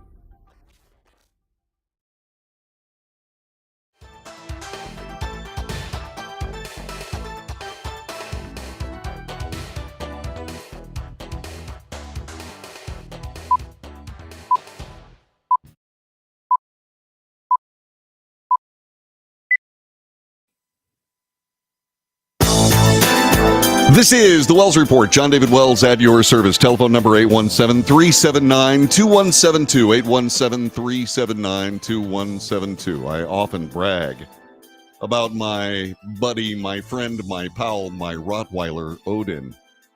Odin is one of those great, great dogs that is so funny and so sweet and so nice. He's just a great dog. And I have kept Rottweilers for almost a quarter of a century. I love the dogs. I love the breed. But God sent me a dog. We named her Muffin for Ragamuffin. And Muffin was easily the most intelligent dog I'd ever seen. And still, as smart as Odin is, goodness gracious, Muffin was amazing. And she was a gift from God. And it's amazing what gifts she gave us back for opening our doors to her after the Lord sent her to us. That happens not just with dogs, but also, as it turns out, cats. Check this out. As a stray cat saves her buddy, a dog owned by a family. Look this over.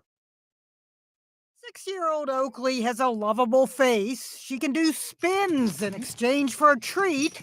But when she went out to do her business in the backyard of her Edmond, Oklahoma home, no amount of spitting would have saved her from the coyote that pounced if the family cat hadn't jumped in.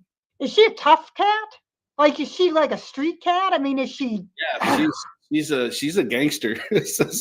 Lane Dyer says Binks is a stray that he and his family take care of. Her and Oakley hit it off pretty good from the beginning. So when the first of two coyotes grabbed Oakley, it was Binks to the rescue, taking on the intruders, scaring them away, though not before Oakley suffered wounds that had blood Spouting out of her chest, unfortunately. But with stitches and a splint, Oakley recovered. A little over a month later, And so she yawns over the story of Binks saving her. Coyotes have become such a danger to small dogs that one owner created the coyote vest. Done. With spikes protruding from a Kevlar vest and even A set of coyote whiskers. nylon bristles that at least look intimidating. But who needs a coyote vest I think she's shown that she's not afraid of much. when the cat has your back? Ginny Mose, CNN, New York. I gotta tell you, man, that is one tough cat. There was a cat that lived up the street from us, next door, as a matter of fact. And that cat was a mouser. She was a hunter. Her name was Stitch, and she was eaten by coyotes. And that was bad because Stitch was somebody who would lay outside my wife's office in our front of our house in the sun on the little ledge of bricks under our window. She was a sweetie pie. She was a great cat. And yeah, for those people that are moving to Texas, by the way, Texas for the second year is the number one place where people are relocating to here in these United States. We got coyotes here, and they're not dogs. They're scary, and they're tough, and they're awful. And speaking of scary, tough, and awful, this doesn't have anything to do with animals, but it does have to do, well, I guess it does have to do with a certain kind of animal. In a Nevada courtroom the other day, a judge was planning to not give probation to somebody, and he objected vehemently. This is how this looked. The judge, she is immediately attacked by the guy who leaves the defense table and leaps over the entire judge's bench and starts pummeling the judge. He is immediately the bailiffs who stand there with their weapons, et cetera, and go for years without having anything like this happen suddenly. And look at the guy in the background in the suit starting to hit the guy like a girl.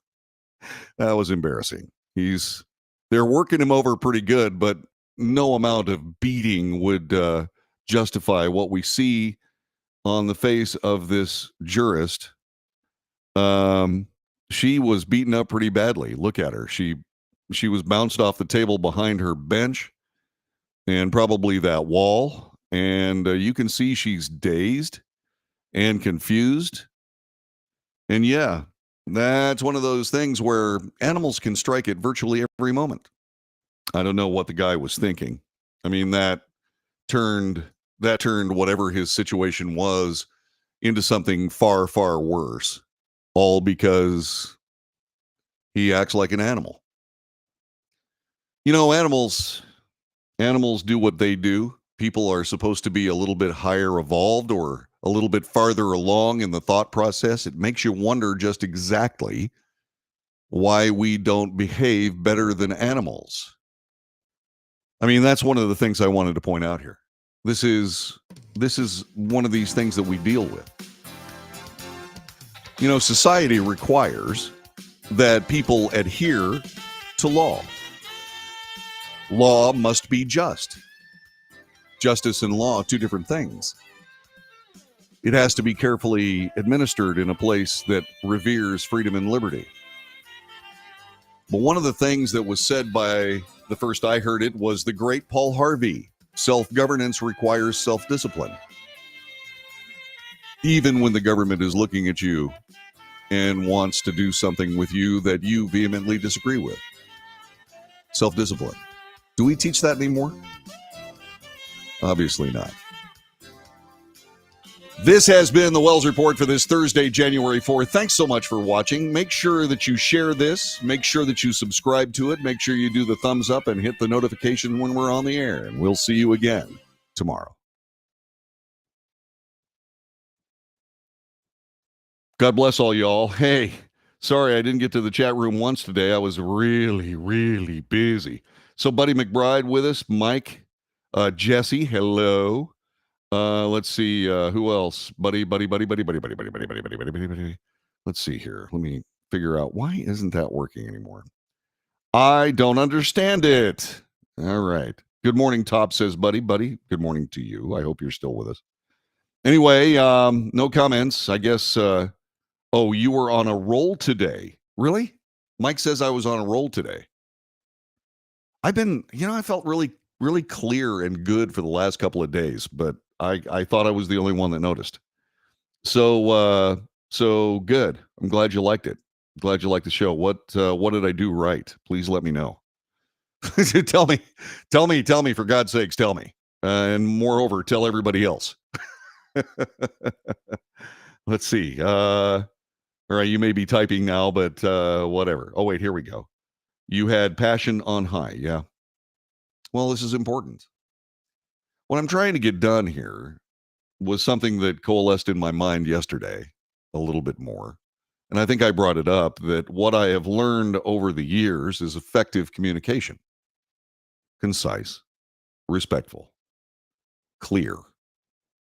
Because your conceptual ideology, your politics, whatever it is useless if you can't explain it in ways that people understand. They don't have to agree with the explanation. But at the end of something like that, you need to make sure that you've laid out your points in a clear, concise fashion so that people can make a decision. That's all this broadcast is about. Putting the facts on the table so people can make good choices.